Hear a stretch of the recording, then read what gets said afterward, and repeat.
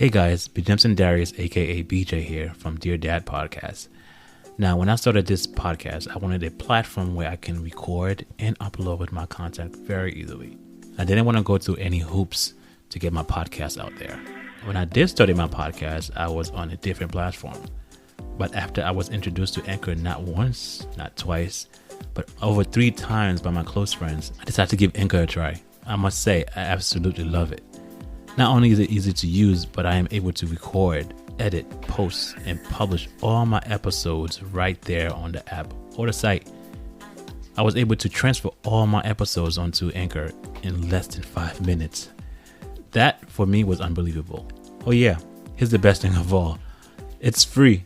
It is free to use. Yeah, I know, that's crazy, but take my word on this. It's true. Using Anchor has definitely made podcasts so easy. Trust me, you'll love it. So download the free Anchor app or go to anchor.fm to get started.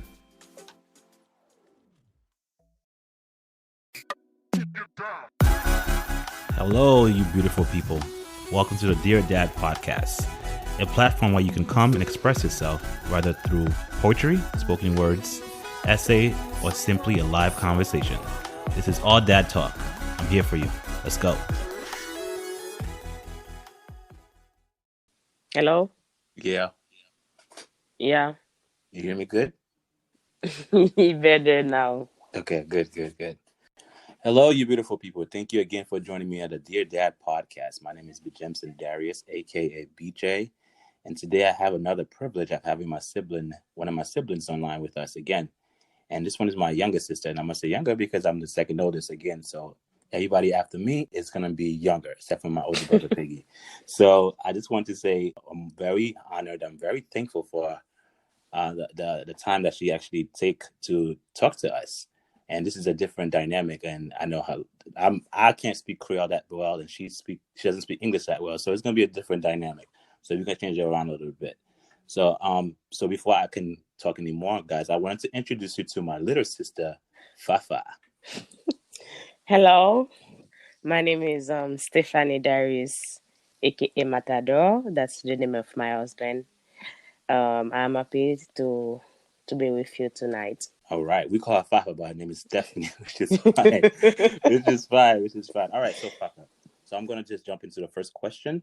Uh-huh. So let me know and let the audience know, everybody know, who is Fafa? Fafa is the second daughter of Gerson Darius. The only girl of Marilyn Anaiska. That's my mother. Okay, Fafa is somebody who spent most of her childhood in Haiti with her mother. And now she's living in New York City with her father and brother, sister. And Fafa, she's married with a beautiful man. I'm happy you get to say that. Yes. All right, guys. She is not single. She is taken. She is married. All right. So all hands off. She's taken already. So of course. Okay. So wonderful. So Fafa, Stephanie. So I wanted to dive in, and I want you to tell me as much detail as you can. Tell me about Dad. Tell me about your father, my father. What I can say about my father? I can say my father is a great father. When I say great father, it's not great like I would like it be, but for me he's a great father because he take care of me like he can, but not like I want it, but like he can. I can say he's a father. A father who take care of his kid. Yeah. So, what I want to say is that he's a father that does take care of his kids, but he wasn't so caring of his kids like the way you would like it to be when you're a kid. You would kind of hope a certain thing, but it wasn't like that. Yeah. But other than that, the way that I had hoped that it would be is not the way it came out.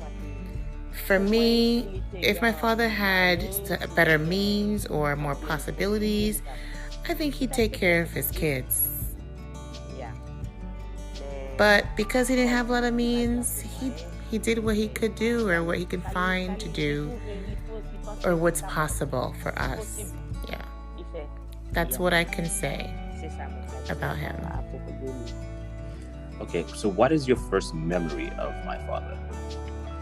My first memory of my father, it was when I was little and I live in a place in Haiti. We said Denmark cat, and when you come back to United States for the first time, I saw him.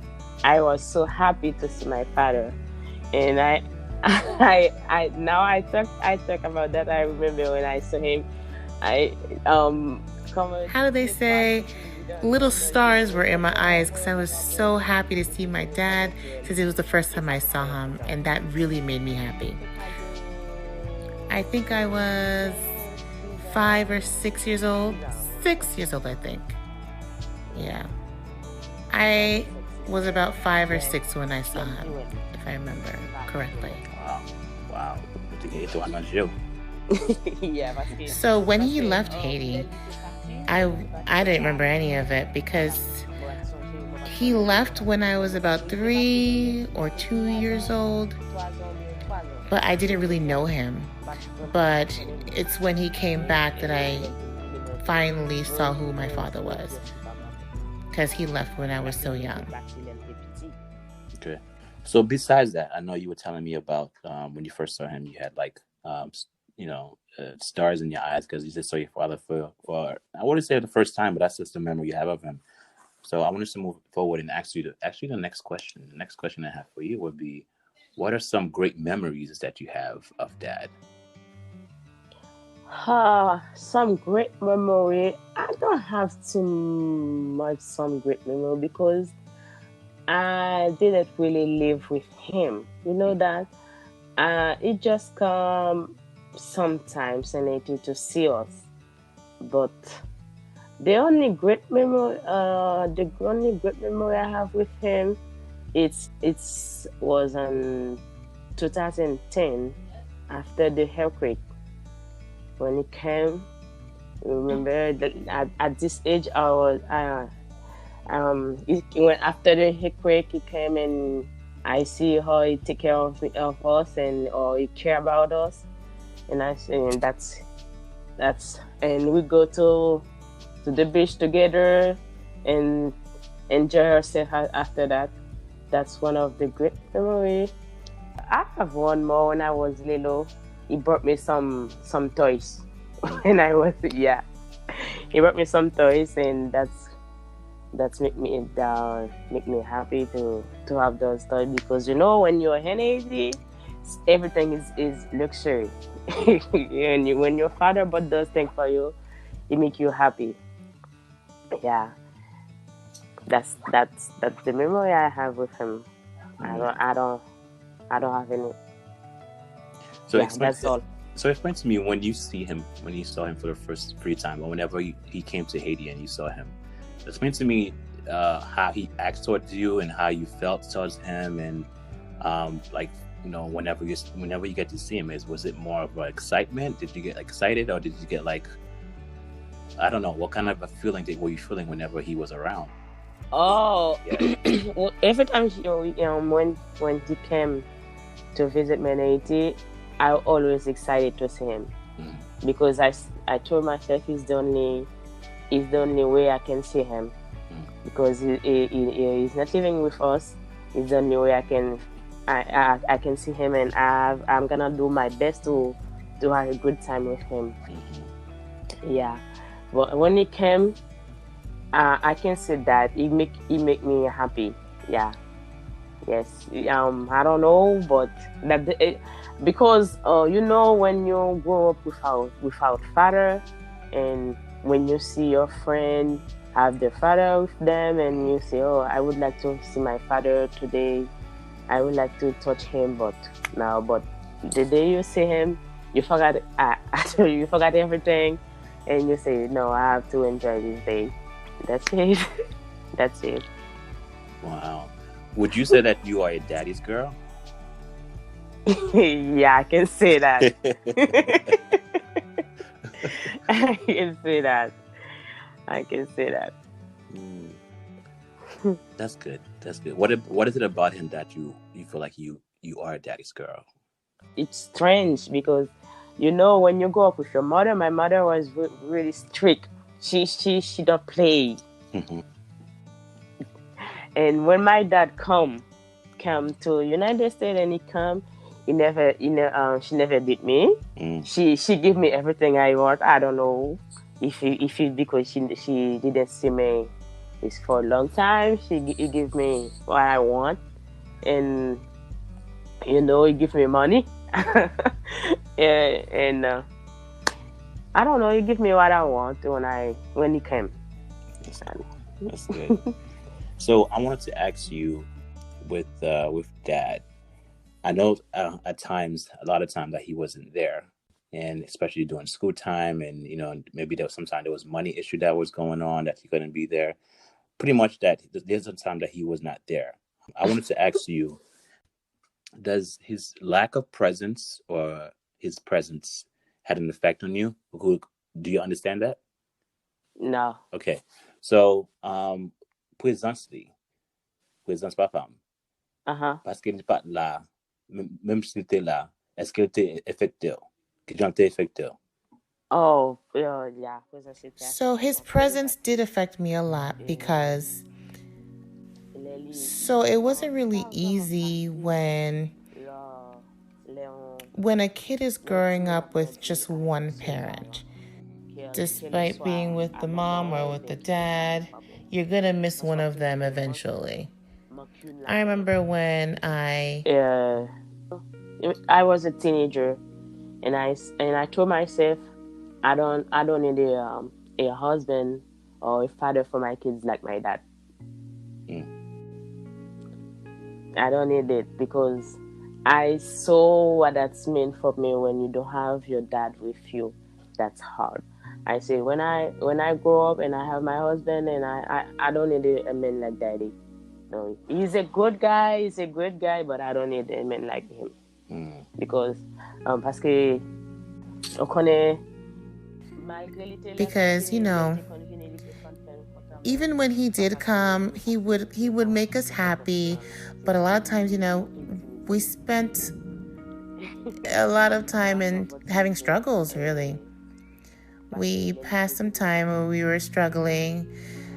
This was around the time that he was with someone else, and it wasn't a good time for us in that time frame. It was very hard for us. We did pass a lot of struggles during that time. Wow.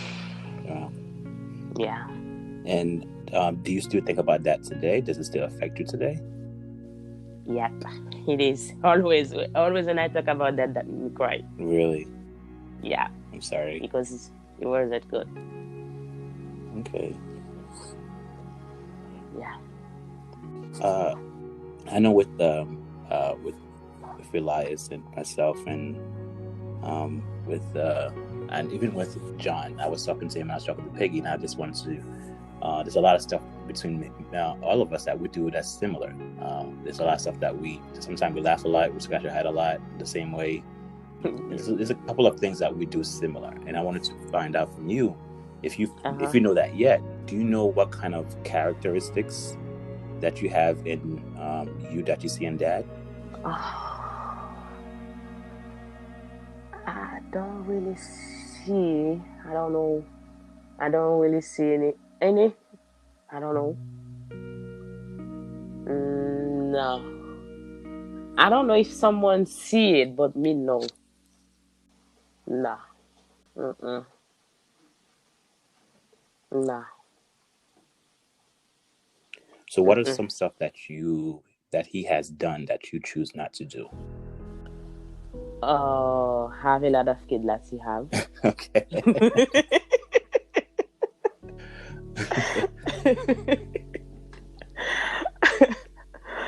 And the way take care of his kid. I don't wanna be like this. Mm-hmm. And but the love he show, but I don't know if it's now. But the love he show with for his kids.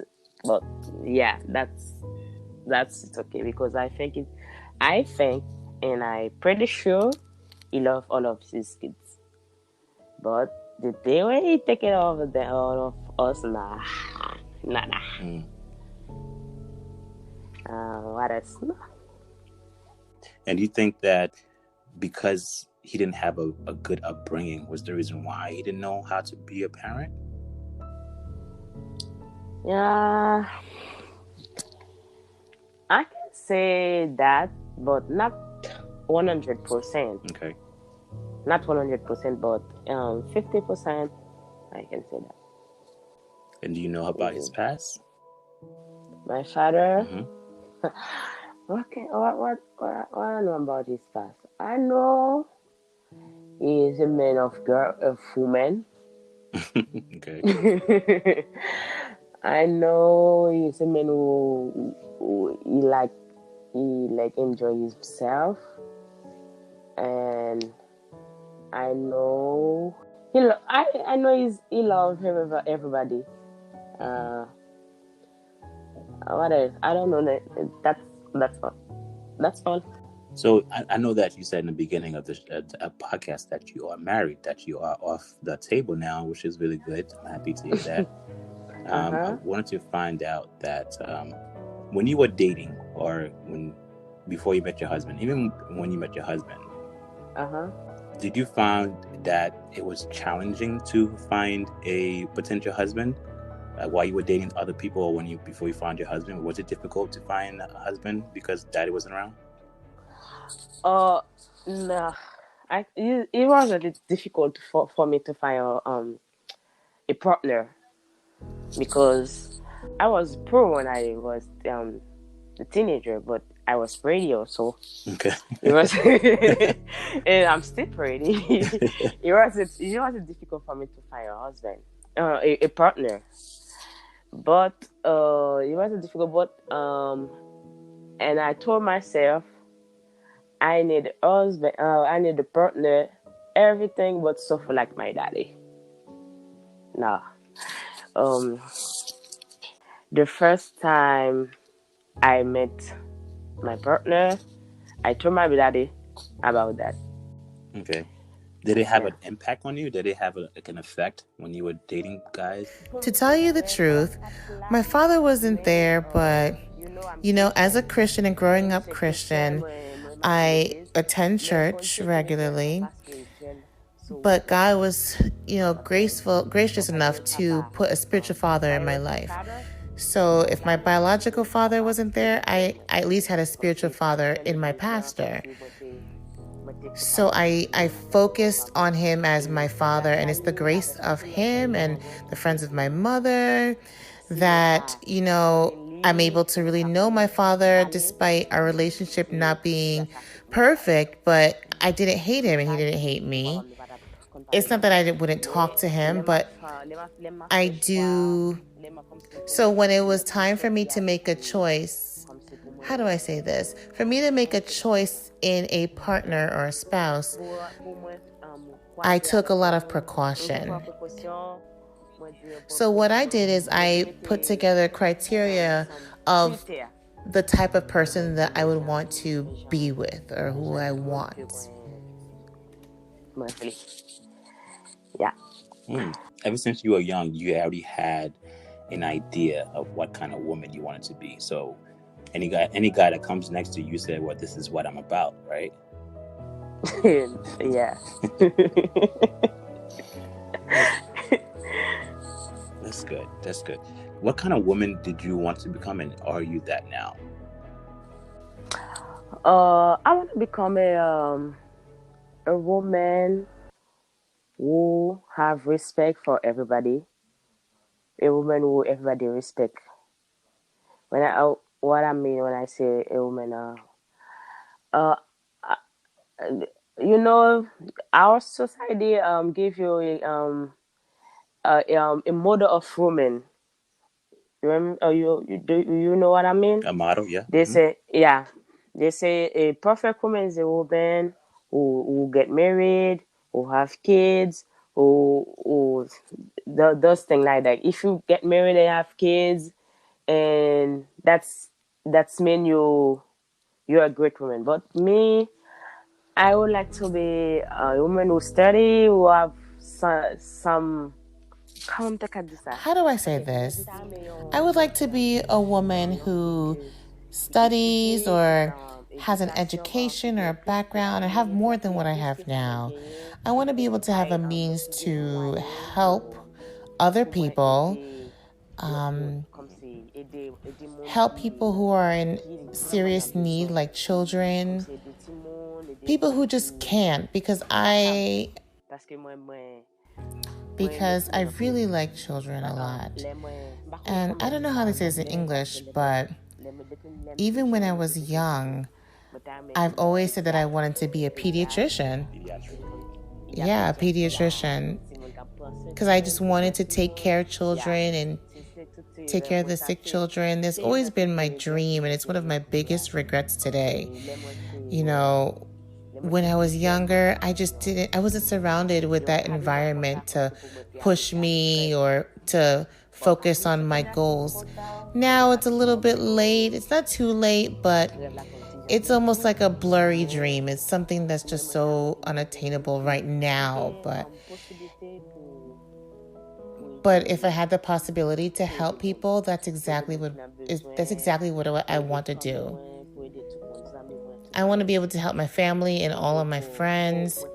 And also, I would like to be with someone, or with my family, with my husband, or maybe children, or if I don't have kids, that doesn't bother me.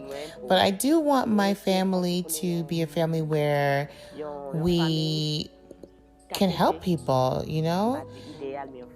Ideally, this is what I would like. I would like to do that because for someone like me who grew up in poverty or hungry, and I wouldn't want somebody else near me to be going through that. So I would want to help them. Yeah.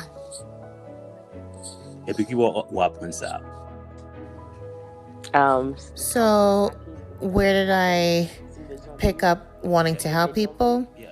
Well, it's not so much about how I was raised. Honestly, it was my mom.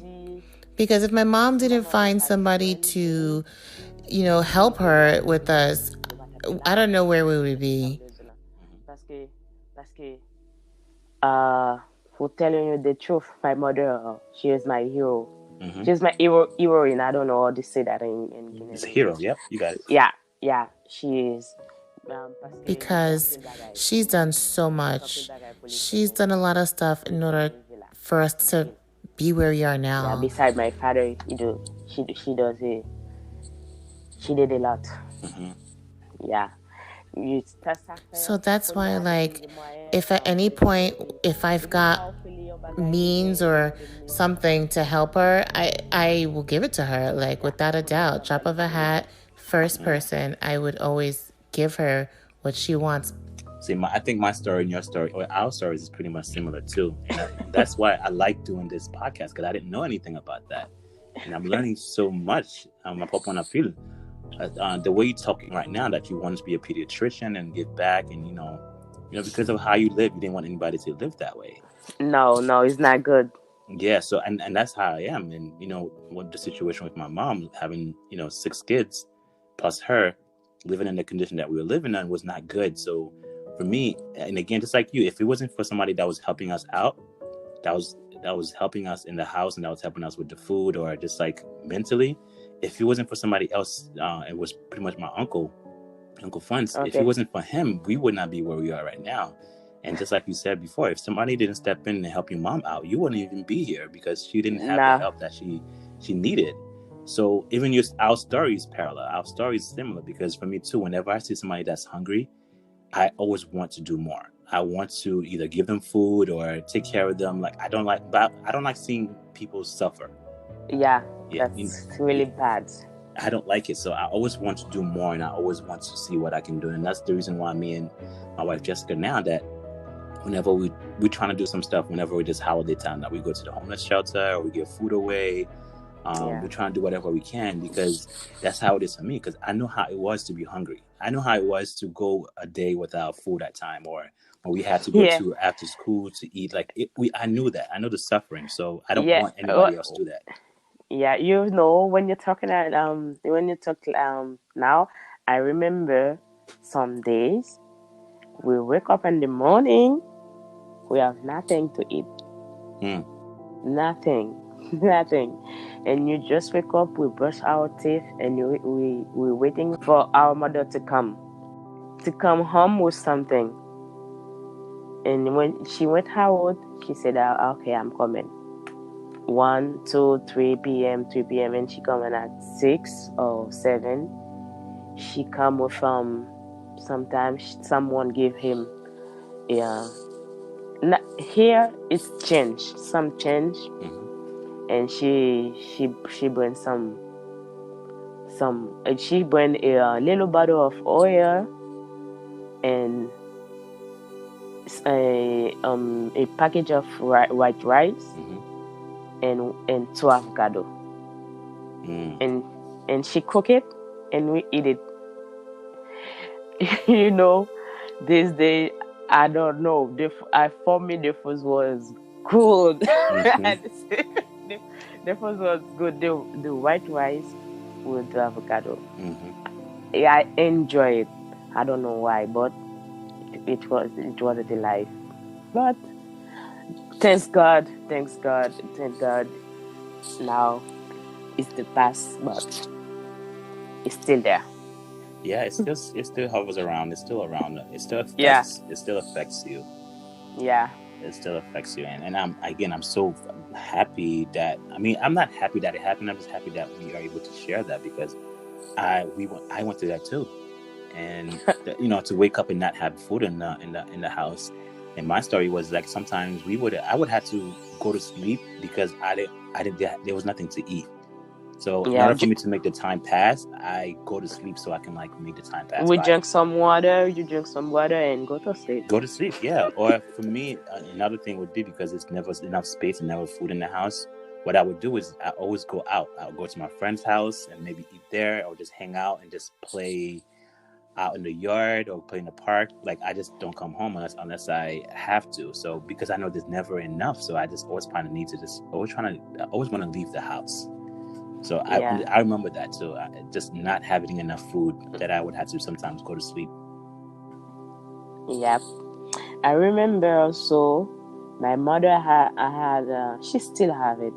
But when I was, she had a good neighborhood. Oh, she is so cute. I love her. Every day she cook for us.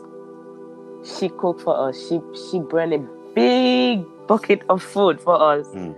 Oh my God, she was like an angel for me. Every day when every day when she come with the food, I say I'm gonna eat a good food today. Mm. Yeah, I love her. She's still the friend of my mother. I love her. She's one of the person I always say thank you, thank you, thank you for everything. And who was that? Her name is Sony. Who was she Yeah. to you? Oh, she just a friend of my mother. Okay. Yeah. They go to the same church, the same choir, the the same group. But she just a friend of my mother. So she was also one of the people that would help your mom out to feed you Yeah. guys. Yeah, she is. Wow. Wow. Wow. Wow. That's crazy. That's interesting. That's interesting. So, do you love the woman that you become?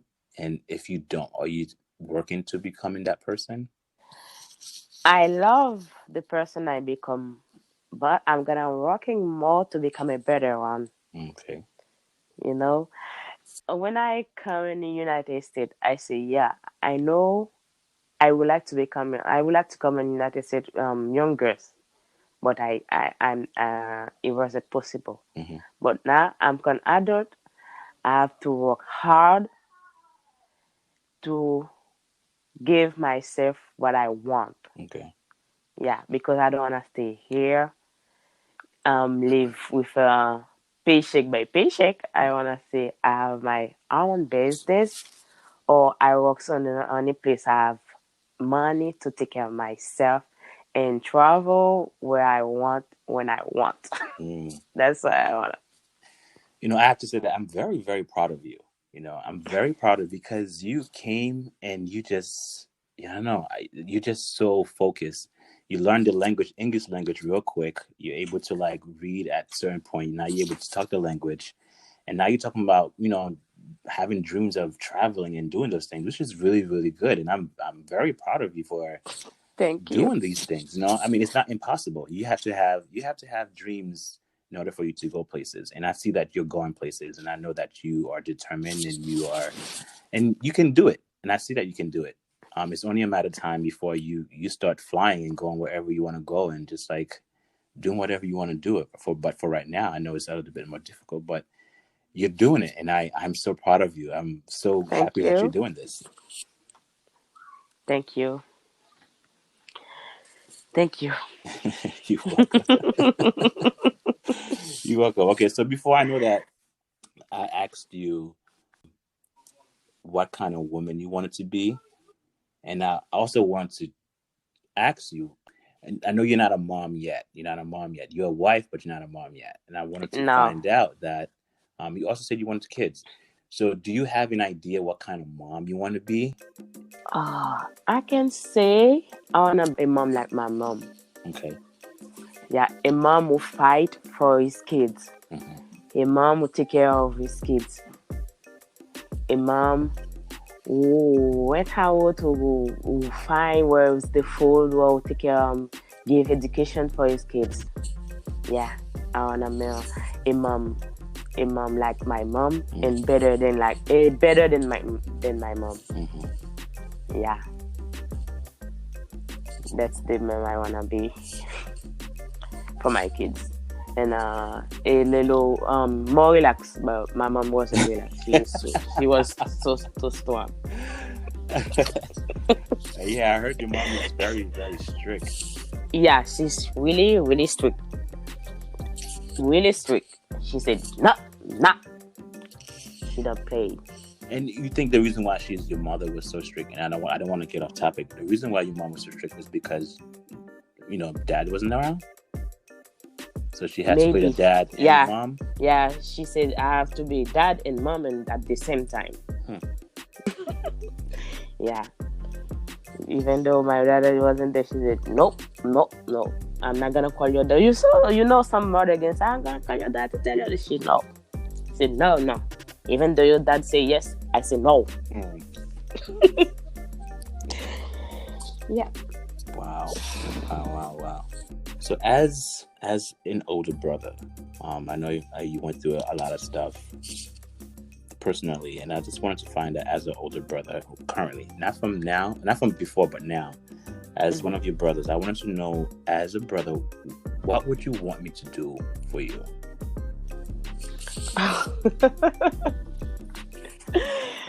But for now, I want you be there when I need you. What does that mean? That's what I need. What does that mean? I want when I need advice, and I need advice and I need help. I want you to be there when I need it, and help me, show me what is good. When something goes wrong, you have to tell me. It's gonna be hard for me to listen and to you, but you have to tell me, Fafa or Stephanie, the way that way is not good. If you take that way, I think it's gonna be better. But that's what I need. Yeah. En créole, aidez-moi aller en avant. Okay. Yes. Yeah. Help me go forward. Yes. Yeah. Okay. So, do you have any question for me? Are you gonna share it with everybody? This story? Your story? Yeah. I can. Do you not want me to? No, because I wanna have it to send it to my husband. I wanna hear me to speak to you. Oh yeah, no, yeah. I'll send it to you. You know my husband. I love him so much. Oh yeah. I love him so much. Okay. I found him an husband, a friend, a father. Yeah, he's so. You don't know him yet. No. I hope when he come here, you're gonna see. He's a sweet man. He's a really sweet man. Okay, you can send it to me. Yes. So I'm gonna send it to him. The second to last question that I have for you is so if my father, if your father, if our father was sitting next to you, right, and he was right in front of you, and you had the time, and I mean you still have time to do it, but if you had the time, if you had the chance to tell him anything that you wanted him to tell him, what would it be? The first thing I'm gonna tell him, thank you to bring me here. Thank you so much to bring me here. Because you bring me here in my dream, I can do a part of my dream, but I don't know, I can say all of them, but I can do a part of my dream. And the second thing I'm gonna tell him, when I was I missed you so much. I didn't really like the way my childhood was or the way I grew up because of him or because of you. But I would also say thank you a lot because he did what was possible for him at that time. And, without lying, to be honest, I really do love you a lot. But at the same time, despite everything that's happened in my life, I still love you. That's true. I love him so much. I love him. Yeah. So have you ever told him that you love him? No, I didn't know. No, I never say that. Never. Sometimes when you sit down in front of me on the table, I look at him and I told him that in my mind. But I never say it with my mouth. I told him that in my mind. I say, I love you. I told him that. And the beginning, the reason why I started the podcast at the beginning, and one of the second episode was because I told Dad I loved him for the first time in 37 years. Last year, I told him that I loved him for the first time ever. That happened not too long ago. Last year I told him that for the first time, and that's when I told everybody, like, this is the first time I actually told my dad that. Like, have you ever told your dad that you love him? No. No, I never told him that, but every time I look at him, I tell him that in my mind. I know he would like to hear it, but it could get out.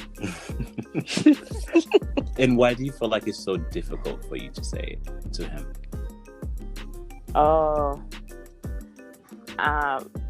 I told myself, if I say that, maybe he's gonna think a lot of things, and maybe that's gonna make him crying, or maybe that's gonna make him sad.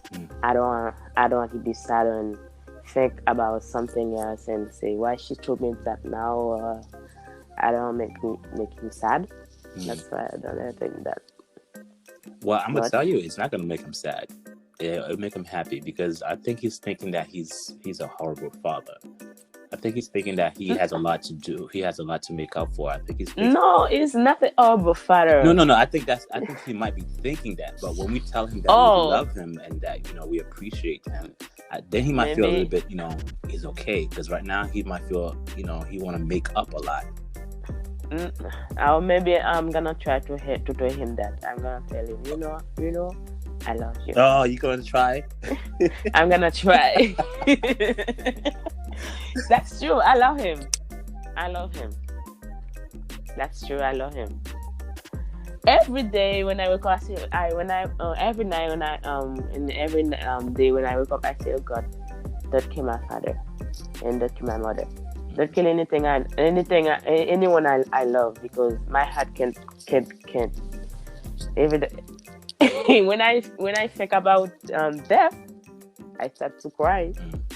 I can't think in my. One day I can say, you know that is not.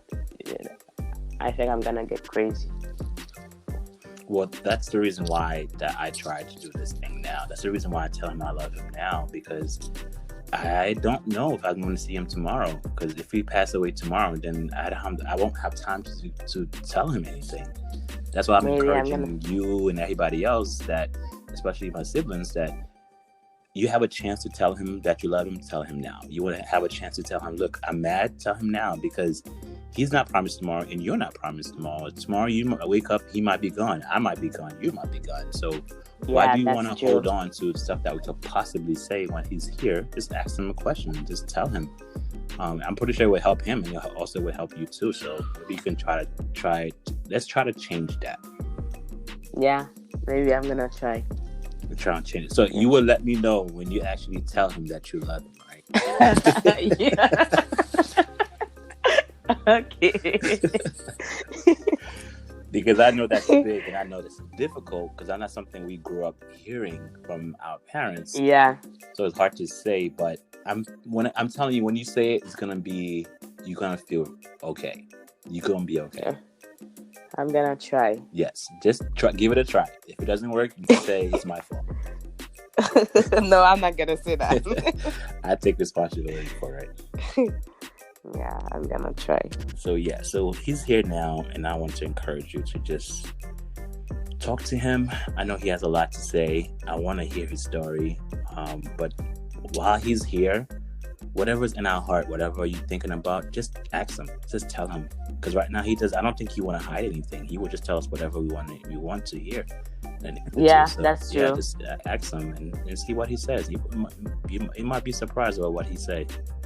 So let's just ask him a question. I want to have him sit down with him and just talk to him to see what his mind frame was and how his thought was when he was young. Because he was young, he was all over the place. But now he's sick now. He's older, so he's settled down. And just wanted to just talk to him to figure out where your mind was when you were young. Yeah, that's true. Yeah. Mm-hmm. So I'm waiting this year in a couple of months that you tell me that you love him, right? Yeah, I'm gonna try. Perfect. Okay, cool. So this is the last question, and you can let you go. So before we can go, I want you to tell me, what do you want all the fathers out there to know? What kind of message you want to leave to the fathers out there? Oh, the message I want to leave for the father: please don't leave your child grow up without you. It's sad. It's bad. It's like you miss a big part of your life when you're a child. You don't see your mother or you don't see your father. Even though you grow up, you feel okay, but you're not. That's the feeling. This thing I felt when I grew up. I always need to see my father. I always miss my father. Even though now, and I say my big regret is I was grew up without my father. Even though he come to see me when he can, but it wasn't enough. Yeah, please don't leave your child grow up like this. No, that's the only advice I have. Oh, amen. All right. Well, this is pretty much it. Fafa, I just wanted to thank you for coming into this podcast and just telling me exactly your story and your views about Dad and you growing up and becoming the person that you are. I just want to thank you for taking this opportunity to just tell me about your life. Tell me about who Fafa is, and tell me about the experience with Dad. And I'm so thankful that you take this opportunity to just tell us your story. Thank you so much. I'm so happy. So, all right, guys, I just want to thank you again for joining us at the Dear Dad podcast. And again, so guys, like she said before, fathers, take action in your kids' lives. take action in your kids' lives. You know, it doesn't take much at all to be in their lives. Don't let them grow up without you. Be in their lives. I know I myself and my sister as well, saying that, you know, growing up without dad has a huge impact on us. Growing up without dad will really change the dynamic on us. It's one thing to have a mom in your life, but it's not to have both parents, especially dad, in your life. It has a dynamic effect on us, because now we're growing up, and you can grow up without this disciplinary action that you don't have in your life. You don't have a love that you're missing from a dad. You don't have this authority figure that you have in your life. It's a lot that's being missed. And I want to tell you guys that if you're going to be a dad, or you choose to be a dad, be present. Always be in a kid's life. Love them, hug them, kiss them, embrace them, because kids are just adorable. I have a child now, and I can't have enough of them. So, guys, I just want to reiterate, like you said, take the time and be with your kids. Be a father. Be present in their lives, Lord God. It doesn't take much at all to be in their lives.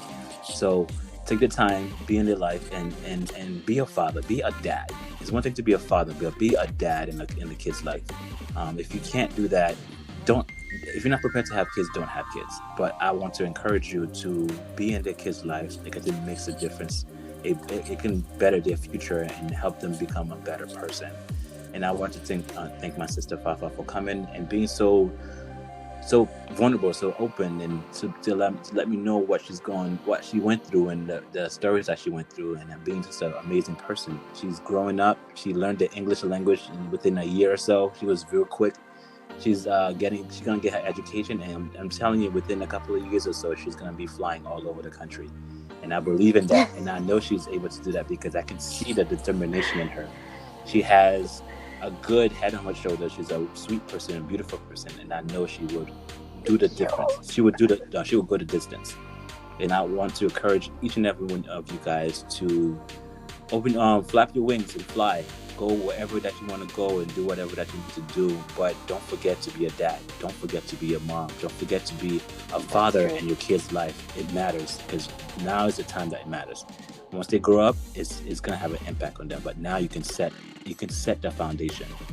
Set the foundation so they can have a good one, so they can build on. So, guys, I wanted to thank you again for all that you've done. Thank you for submitting to this podcast and continue holding on. We got more episodes coming up. And, guys, again, I'm not going to hold you any longer. So I will catch you later. Bye.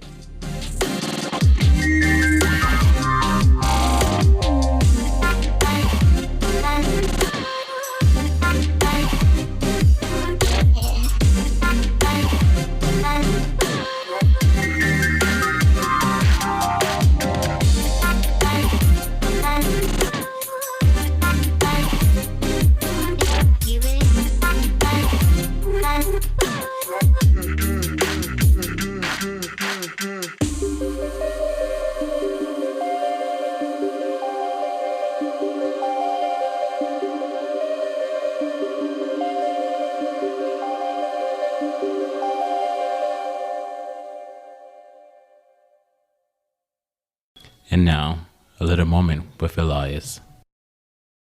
Hungry.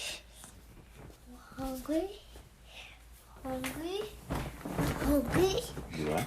I'm hungry. You hungry? Yeah. You want to eat? All right, let's go eat. Okay, guys, if you want to keep up or listen to more of this podcast, you can go to Google Play, Stitcher, Apple, and Spotify, and of course on social media as far as Instagram. Catch you later.